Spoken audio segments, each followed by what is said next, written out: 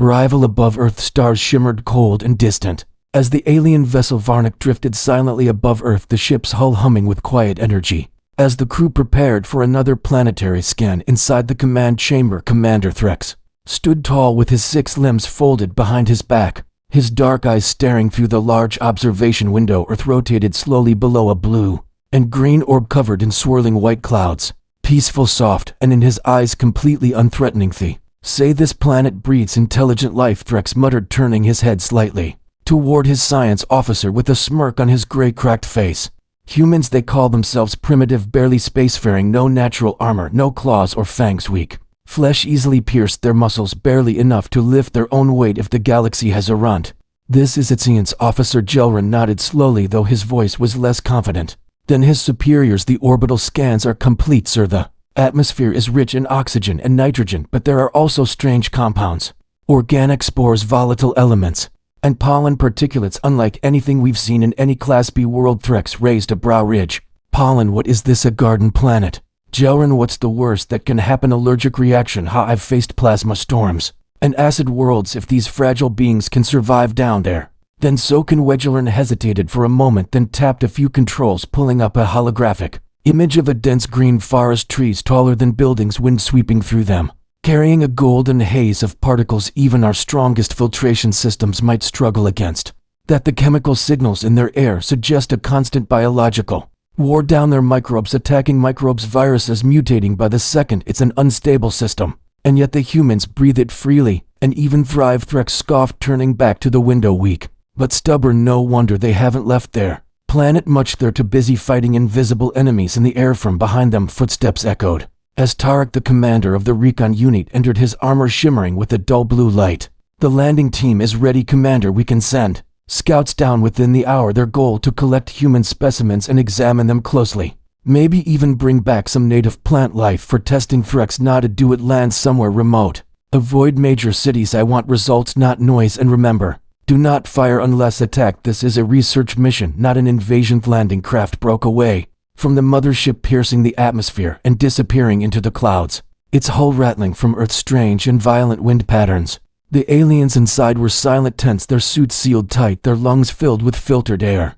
But the sensors kept flashing strange warnings: elevated pollen density, high microbial presence, temperature swings, and unseen magnetic pulse. They touched down in a forest clearing surrounded by towering trees and thick undergrowth. The moment the hatch opened, the team stepped out, scanning the area with sleek handheld devices. No threats in sight, no life signs nearby, but the air smelled sweet, strangely thick, as if it carried a weight of its own. Private Jarak took the first step, removing his helmet to test the air. His gills flared once, twice.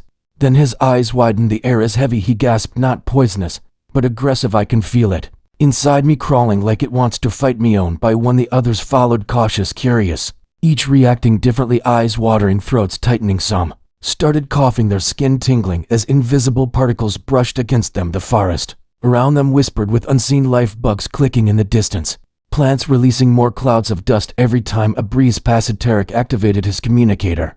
Back to the ship. We need immediate biological analysis. Something is wrong here. This air is alive, not sentient, but it's fighting us, adapting faster than our systems can compensate. We need to pull back. The signal crackled, then faded, the thick atmosphere interfering with transmission. Tarek looked up, trying to get a signal booster online, when suddenly Private Orland dropped to his knees, his face twitching, muscles seizing. He couldn't breathe, not because there was no oxygen, but because there was too much. His body was shutting down, trying to defend itself from a world it didn't understand. Commander Threx aboard the Varnik watched the live feed with growing concern. This wasn't a simple planet, this was a crucible, a forge of life so extreme that only the strongest and most adaptable could survive, and humans had done just that, without armor, without technology.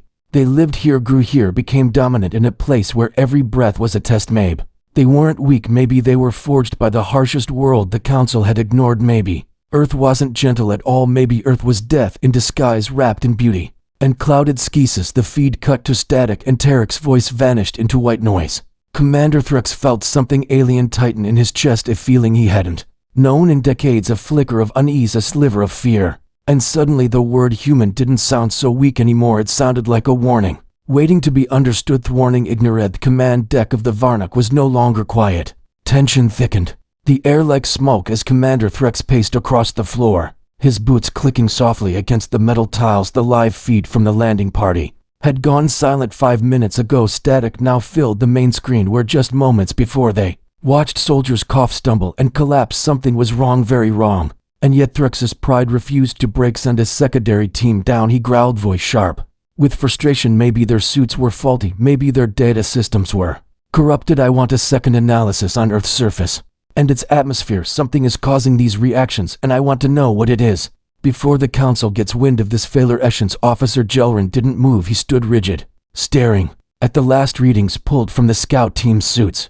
His fingers moved nervously over the controls again and again. The results were the same: high oxygen content, dense particulate matter, spores unlike anything recorded before, thousands of microscopic organisms per cubic meter, air alive with chaos. Earth's environment is not just biologically active, sir, it's weaponized in its own way. Every breath introduces an alien's body to war, not with a predator, not with a beast, but with the air itself. Threx turned sharply. Weaponized air, he repeated, as if the idea was absurd. If the humans live there, then it can't be deadly. This is weakness by design. They are primitive. They have no defenses except adaptation, and even that cannot stand against our technology. But that was the problem. Jelrin wanted to say adaptation was their defense, it was their weapon, it was their evolution. While most species evolved on stable worlds, Earth was in constant flux. Its atmosphere changed with seasons, its pressure shifted with mountains, its pollen spread through the wind, its microbes launched invisible attacks against every living thing.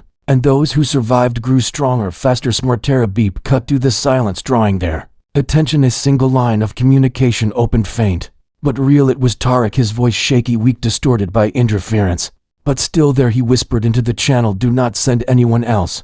This planet is death for us. The air attacks the body, breaks it from the inside. The humans are immune. They live in it. They grew from it.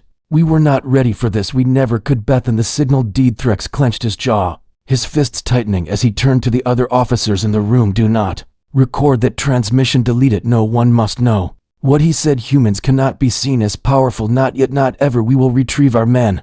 We will analyze the cause and we will return with answers, not panic. Jelrin moved slowly to obey, but deep inside he knew the truth already. Earth was not a weak world. It was a battleground. Every breath, every drop of water, every piece of food was laced with resistance. Humans were not merely tough.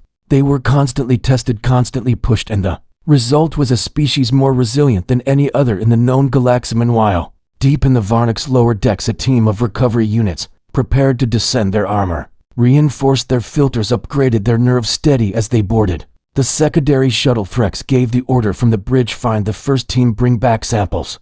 Do not fail. The new team landed in the same forest clearing, now eerily silent, a thick fog drifting through the trees carrying the same golden pollen that shimmered under their helmet lights. Scanners beeped wildly, already detecting rapid biological interference. One soldier called out, his voice panicked. My filters are clogging. I can't see. Another shouted, the spores are acidic. They're dissolving the outer layer of the suit. The suits are melting. Retreat was called, but it was too late. One by one, they dropped, coughing, choking, not from poison, but from the intensity of the overload. Their bodies had no way to cope. Earth's air was not just air, it was a crucible for life, and they were not forced for it. Back on the Varnak, Jelrin watched the data scroll in while Threx sat silent, his arrogance starting to show cracks.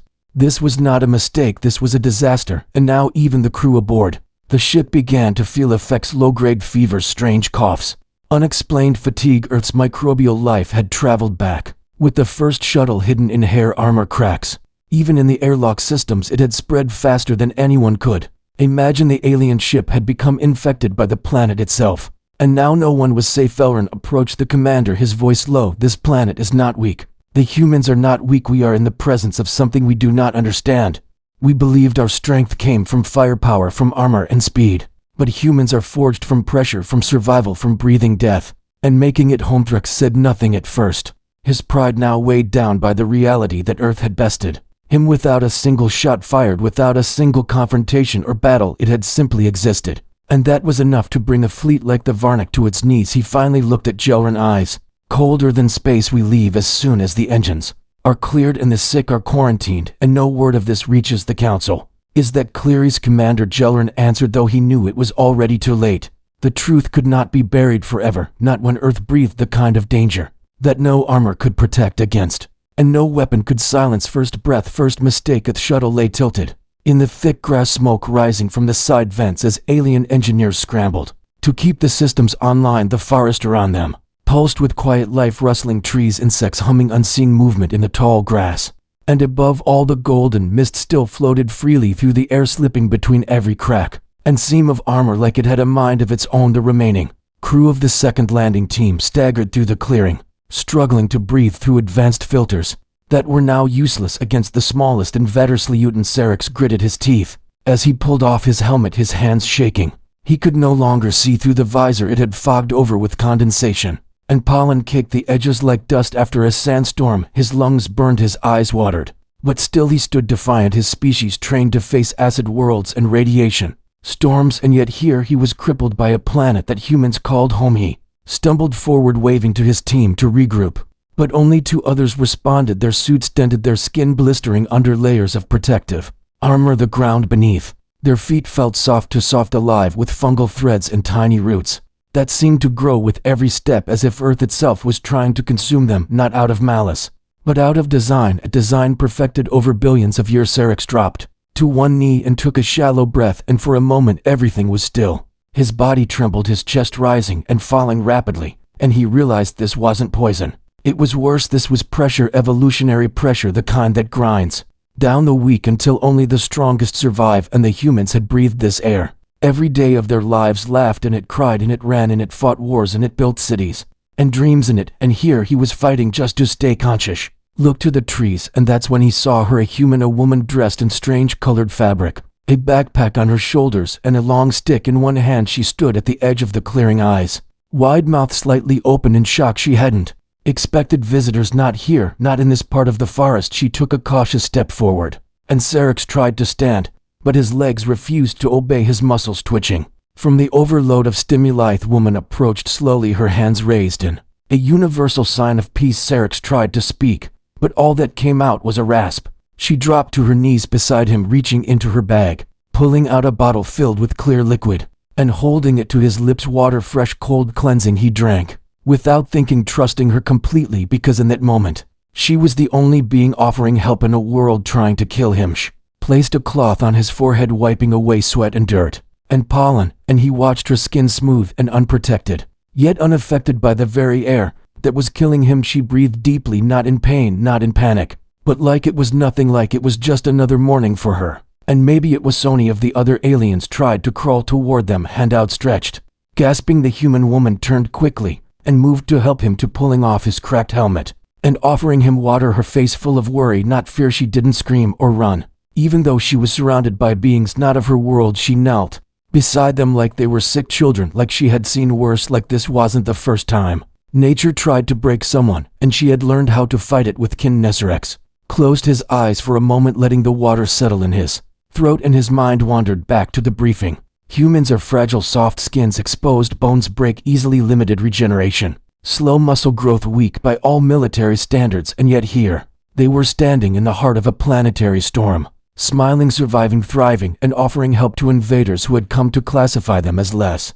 He opened his eyes again and looked at her closely. Her hair moved with the wind, her eyes focused and alert, her breathing steady, her hands strong from work. She looked at him not like a god, not like an alien, but like someone who had already conquered the real enemy, Earth itself. And suddenly he realized that every human was forged in this natural chaos. They didn't need armor because their armor was inside them. Their strength was built with every step they took, every breath they inhaled, every illness they overcame, every change they endured without complaint. The ground beneath him no longer felt hostile, it felt alive, powerful, and proud. And he was the outsider now, the weak one, the visitor to a world that required more than technology to conquer. It required spirit, will, and a kind of biological courage his species had never needed to develop until now. As the sun broke through the trees and light filtered across the clearing, the woman stood and looked up, a strange sound in the distance, perhaps a helicopter, perhaps help. Sarex didn't know, but he no longer feared what was coming, because he had already met something far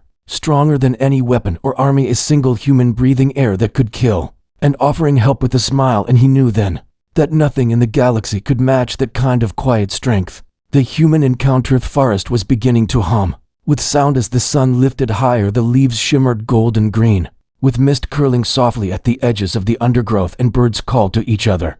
In high sharp voices carrying news only they understood. Beneath the trees the alien soldier Syrinx rested against a thick trunk, breathing slowly, still weakened, but no longer falling apart. Beside him the human woman sat cross-legged, watching him with curious eyes, not speaking, not demanding anything, just watching and waiting for him to gather strength. Her name was Ava. He learned this not through words, but through the soft touch of her fingers as she pointed to herself and said it again and again, until Syrinx could understand Ava. Her voice was steady, confident, calm, like she had lived her entire life in the eye of a storm and learned to smile through it. She offered him more water, a strip of dried meat, a small square of fruit that filled his mouth with fire and sweetness, and he accepted it all silently, amazed at the way she moved, like earth itself bent around her, like she belonged here more than any species he had ever encountered on any world. She examined his damaged helmet, her fingers careful yet unafraid as she studied the cracks, the melted edges, the corrosion from exposure to the air and pollen. She tapped the glass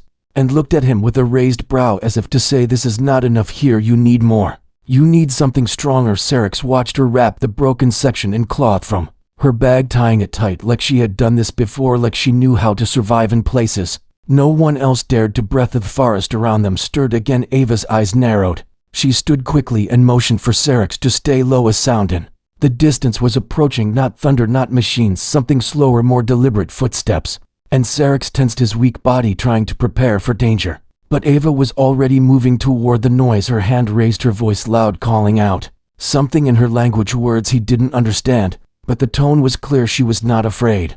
She was in control. Out from the trees emerged another human, older than Ava, with gray in his beard and lines on his face, but eyes just as sharp. He carried a tool in one hand, not a weapon, and he stared at Syrinx for a long moment.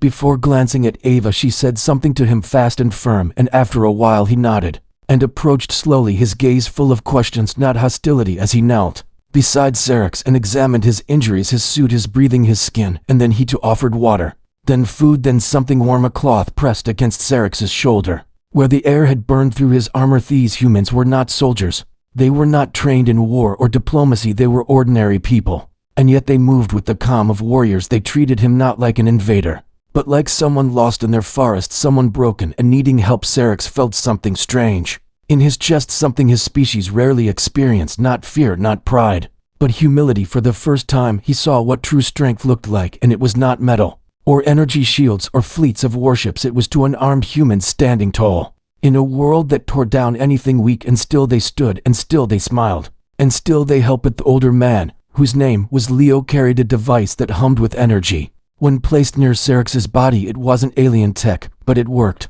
It reduced the pain in his lungs, cleared the static in his vision, and gave him enough focus to sit upright for the first time since his fall. Ava clapped softly when he moved, and Leo smiled and nodded, and it felt like a ceremony, like a moment of quiet victory in the middle of chaos. They built a small fire using dry leaves and sticks, and Syrinx watched in silence as they cooked food and shared it without fear of contamination, without fear of the air around them.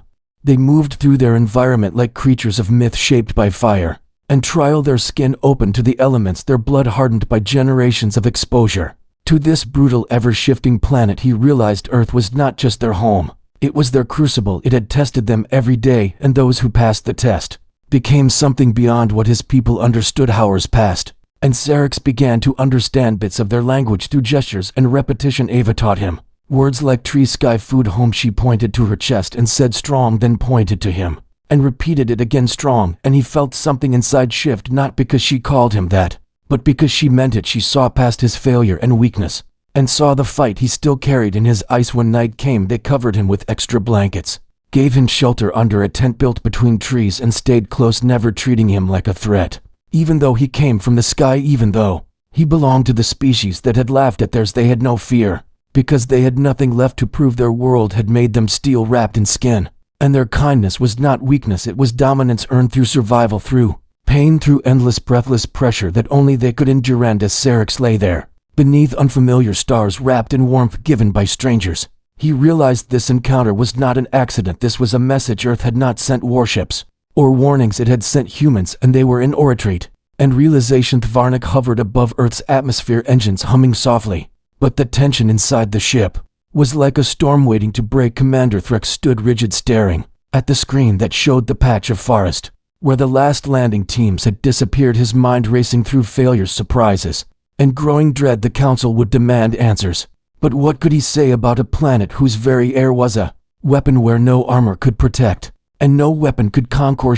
Officer Jelrin approached cautiously, holding a tablet filled with data streams and biological readings, his face pale. Even by their standards, the soldiers are not just injured. Commander, he said quietly, the microbial samples brought back with the shuttle have infected the ship's systems. Low-level contamination is spreading through the ventilation, and even the medbay filtration units. Threx gritted his teeth and turned sharply. If the air can attack our own vessels, then Earth is no longer a target, it is a death trap. He slammed a fist against the console. Bring all the crews back immediately, and begin full decontamination protocols. I want no one else exposed to this madness. The announcement spread quickly through the ship like wildfire. Soldiers in medical bays struggling to breathe, technicians quarantining entire sections, and engineers racing to seal off contaminated modules as the shuttles ascended. From the forest floor, each pilot reported similar symptoms: strange fevers, unexplained rashes, and a suffocating sensation in their lungs despite filtered suits. The humans had not only survived this place, but somehow thrived within its deadly embrace. Back on the bridge, Threx stared out at Earth's swirling clouds and shimmering blue oceans. Something deeper than respect stirred inside him, not hatred or desire for conquest, but a cold calculation. The humans have adapted to this crucible with a strength we cannot match. Our weapons are useless against their world. Our armor is a paper shield against their air. We are the invaders in a home where they are gods. Jelrin showed him the latest scans. The microbial ecosystem is unlike anything in our databases. It is symbiotic and aggressive. It fights foreign biology at every level: bacteria, viruses, spores, all evolving in real time. With the planet's climate, even the plants release defensive chemicals into the air to protect against anything not native. And the humans have evolved alongside this dangerous system. They are living in the eye of a biological hurricane. Threx clenched his jaw. These creatures are not weak. They are Deathworlders forged by a planet that kills and tests its children every day. They have endurance beyond measure because they had to. They are shaped by survival, not technology or armor, but by breathing poison and fighting back from within. Meanwhile, in the sickbay, alarms blared as more soldiers showed symptoms of contamination. A quarantine was established, but the medics were baffled. None of their treatments worked fully.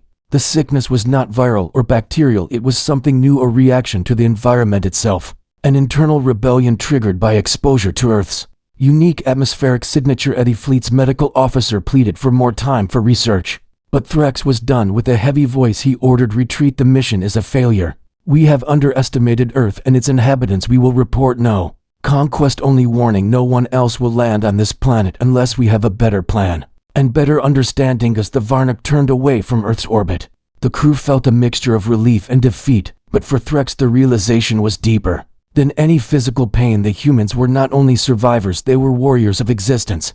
Their fight was not with weapons or wars, but with life itself. Every breath was a battle, one against an enemy unseen. Every step taken in their forests was a victory against death itself. Thought about the human who helped Syrinx, the kindness that defied logic in a world built to kill. The humans had more strength in their hearts and bodies than any alien weapon could ever destroy. It was a power that came from pain, from trial, from a world that shaped them like steel and fire and water. The Galactic Council would never understand what Earth was at first glance: a simple planet, rich in resources and life, but beneath the surface was a living test, a challenge no other species had faced. Humans were not weak, they were the strongest of all, not because of muscle or mind, but because of the unyielding force of their home. The very air they breathed. Threx sent a message to the Council, a warning, a plea not to underestimate these Deathworlders, not to mistake their seemingly soft appearance for weakness or simplicity, because if provoked, Earth would fight back, and humanity would be the storm that followed. As the stars stretched before the Varnik's path away from Earth, Threx looked once more at the planet spinning silently below, and whispered something no one else heard: humans are not weak, they are forged by death itself, and we have only begun to learn their strength. Secret of strength. Stars outside the Varnik's windows glimmered cold and distant as the ship sailed away from Earth, but inside the minds of the crew and their commander a storm raged fierce. An unyielding commander. Threx sat deep in thought, his gaze fixed on the swirling data streaming across the holoscreens, data that told a story far different from what they had expected. Science Officer Jelrin worked tirelessly through the night, analyzing samples brought back by the landing team's layers. of microbial life, viral fragments, and pollen spores, each more complex and hostile than the last. His fingers danced over the controls, comparing the human genome with the data from the planet's atmosphere. The results were astonishing. Humans had evolved in perfect harmony with this hostile environment, adapting on a scale no other species had ever achieved. Their bodies had developed defenses not just against pathogens, but against the very air itself, a living shield forged over millennia. Gellerin explained to Threx that human immune systems were like intricate battleships, equipped with countless defenses ready to fight microscopic invaders at any moment. Their blood contained cells capable of rapid mutation and adaptation, and their lungs had evolved to filter and resist poisons that would kill other life forms instantly. Earth had thrown every challenge it could at humans, and instead of breaking them, it had made them stronger, faster, smarter, more resilient. Threx listened, but pride still burned deep within him. This was not weakness, this was a revelation. Humans were not frail. They were the ultimate survivors, their strength hidden beneath skin that looked soft, but was hardened by endless struggle, their minds sharpened by constant threats, and their hearts fueled by an indomitable will to live and protect their home. Data also revealed the secret of their endurance, their ability to recover from injury and illness rapidly, and even their mental fortitude was linked to this biological resilience. Every breath they took was a lesson in survival, every scar a story of triumph. The humans had not only adapted to Earth's hostile environment, but had evolved into something new, something the galaxy had never seen. The crew began to share stories of their encounters, the kindness of humans in the forest, the way they helped wounded aliens without hesitation, the quiet courage they showed in the face of danger. It was not just physical strength that amazed them, but the spirit behind it, a resilience born from a life lived against impossible odds. Threx finally understood that the true power of humans was their connection to their planet, the symbiotic relations they shared with Earth's life forms. The ability to thrive in the eye of a biological storm made them unique and dangerous. The galaxy had never faced a species shaped by such relentless pressure, and it terrified him. He sent a message to the Galactic Council detailing his findings, warning them that any attempt to conquer or underestimate humanity would be met with consequences beyond imagination. Humans were not just another species. They were Deathworlders, masters of survival, and their strength came from the very air they breathed, a force that no technology could replicate or overcome. The Council's response was cautious. Some called for diplomacy, others for containment, but all agreed that Earth and its inhabitants demanded respect and caution. The era of underestimating humanity was over. A new chapter had begun, and it was written in the language of survival and strength. As the Varnic sailed further into the void, Commander Threx reflected on the journey ahead. The galaxy was vast and full of dangers, but none like the one. Earth represented a challenge not of weapons or war, but of endurance, spirit, and life itself. He knew humanity's story was just beginning, and that one day they would stand not as weaklings, but as the strongest force in the universe, forged by the breath of a Deathworld respect. The Deathworlders' Galactic Council chamber was vast, and cold stars gleamed through the high windows, casting pale light over rows of delegates from countless worlds. Commander Threx stood before them, his posture rigid, but his eyes burning with a fierce new respect as he prepared to deliver the warning that would change the galaxy's view of humanity forever. Began by recounting the mission, the arrogant assumptions, the failed landings, and the devastating discovery that Earth was not just a simple world, but a crucible that forged humans into something far stronger than anyone had believed. The air itself was a weapon, a living force that attacked any foreign biology, but had been tamed by humans. Through millennia of survival, the Council listened in stunned silence as Threx described the kindness of humans in the forests, their unexpected generosity toward even wounded aliens, the quiet courage of a species that had lived its entire existence in a constant battle against an invisible enemy. The very atmosphere Earth offered its children was a relentless trial, and humans thrived because they were Deathworlders warned them not to mistake the seemingly soft skins and warm smiles for weakness or simplicity. Humans were not fragile, they were forged by fire and breath and pain. Their strength was invisible but deadly, their resilience unmatched in all the galaxy. Humans could survive and fight in conditions that would destroy any other species, and their ability to adapt was beyond technology or weapon-writhed. Delegates whispered among themselves, some shocked, some skeptical, but none could deny the weight of Threx's words. The humans had rewritten the rules of survival on their planet, and that made them a force to be reckoned with, a species that could not be conquered through force or fear. Threx finished with a clear warning: Earth must never be provoked or invaded without understanding the full cost. The humans would fight not with fleets or armies alone, but with the power of their home behind them. The air itself would be their ally, the poison that killed enemies while strengthening themselves, and the galaxy should think twice before crossing them. After the meeting, many began to change their stance on humanity. From dismissive to cautious, and even respectful scientists requested permission to study human biology, while diplomats reached out seeking alliances. The era of underestimation was over. Humans had earned their place among the strongest and most dangerous species because they lived on a planet that demanded strength and gave it in return. Back aboard the Varnic, Threx felt a weight lift from his shoulders. The mission had failed, but the truth had been revealed, and it was more powerful than any victory. The humans were not weak. They were Deathworlders, shaped by their environment, tempered by survival, and ready to face any challenge that came their way. He thought again of the woman who saved his soldier in the forest, the kindness that transcended fear, and the silent strength behind her eyes. The humans had a fire inside them, not visible, but burning fierce, a fire born from breathing a world that fought back with every breath and survived. As the ship sailed into the vast darkness, Threx sent one last message to the Council, a reminder to respect the Deathworlders, and a promise that when humanity chose to stand, the galaxy would never forget their naming. And somewhere below on Earth, the wind carried the pollen through the trees, the quiet sound of life that shaped the strongest species, the survivors, the humans who had turned weakness into power simply by breathing silence after the storm was heavy but full of meaning. The galaxy had seen humans as weak, fragile beings, soft in body and spirit, but the truth was far deeper than anyone imagined. Earth had shaped its children with an invisible hammer, a world where every breath was a test, every moment a fight, and those who survived became stronger than steel, stronger